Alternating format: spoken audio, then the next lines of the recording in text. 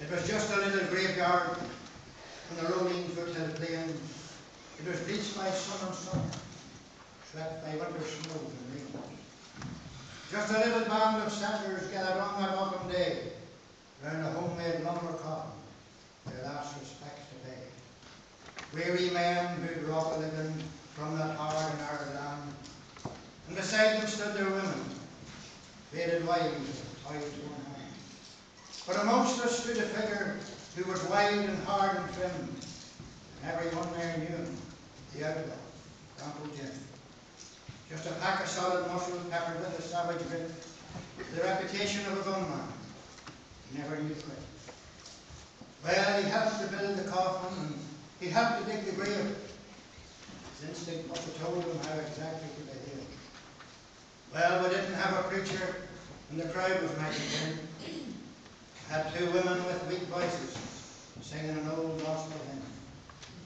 That's all we had for service, and the old wife sobbing there for her husband of a lifetime, led away without a prayer. Then she looked up and she saw the outlaw, and she walked straight up to him and put one loving arm around him and said, "Pray, please, won't you, Jim?" Well, you could see his figure straighten and the look of quick surprise shoot across his swarthy features and his dark daredevil eyes.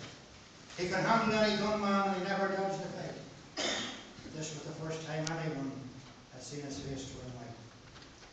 Then she reached up and took off his broad sombrero from his rough and shaggy head, and everyone there knew it, what the gaze between them said. Well, he wasn't educated on the plains as youth was spent, but the maker of creation knew exactly what he meant. For he looked over towards the mountain where the drifting shadows fled. Silence must have reigned in heaven, and they heard the way Jim prayed.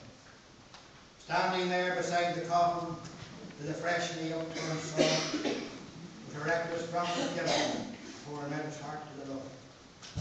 And when his prayer had finally ended, and the grave had all been filled, on his half-unbroken pony, he rode back towards the hills. And we all stood there and reckoned, and watched him ride away.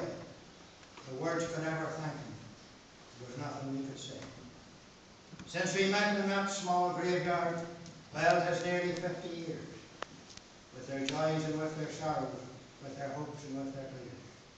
And I only hope that when I am finished, and they lay me with the dead, someone will say a prayer over me, like the one that the outlaw said.